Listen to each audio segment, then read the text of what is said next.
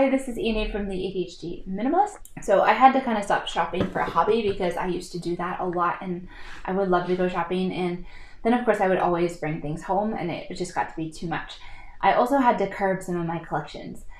But I did find that having some collections also gives you something to look for if you're out doing thrift stores or shopping, and you have a certain kind of collection. And I suppose that eventually these collections might get too big, but I haven't found that to be the case yet. That sometimes if it's a little bit harder to find items, like you can still have the fun of that hunt looking for something. And if it's a little bit more rare types of things that you're collecting, then it takes a while for that collection to get to be too big. A few years ago, I had to curb some of my collections. Like I had a lot of collections. I had collections of teacups in blue and white. I had collections of vintage vases and pottery. I had some other collections, but some of them just got too big. The blue and white stuff, I still have some of it, but I sort of scaled it down.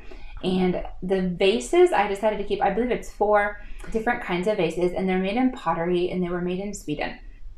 And so sometimes I can find these vases at secondhand stores. And seriously, I made a rule for myself about 4 years ago that I could only buy more vases if I found the exact same kinds, and they're a little bit hard to find. And so even though I've been at a lot of secondhand stores and I always kind of keep an eye out for more of them, I haven't seen that many of them. It's not easy for my collection to just sort of like go bananas. I asked myself, does it match something that I already have?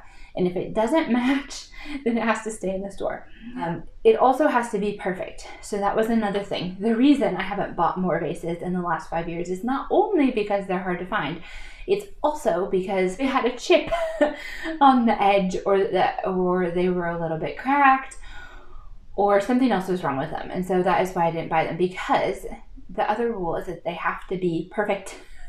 Don't buy it if it's not perfect. It won't gain value if it's a vintage piece if it's not in good shape, unless it's so rare that there really aren't any whole vases that are like this. And I don't think that any of my collection is that rare or expensive, but there could be a few exceptions to that. But most cases, vintage items need to be in really good shape for them to gain value over time.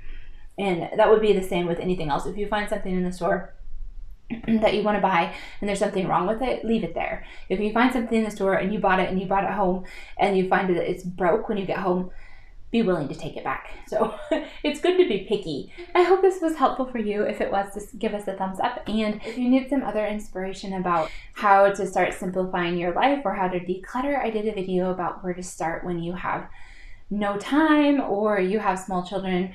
So if you need a simple way to start, go ahead and check out my channel and you can watch that video. Good luck. Bye.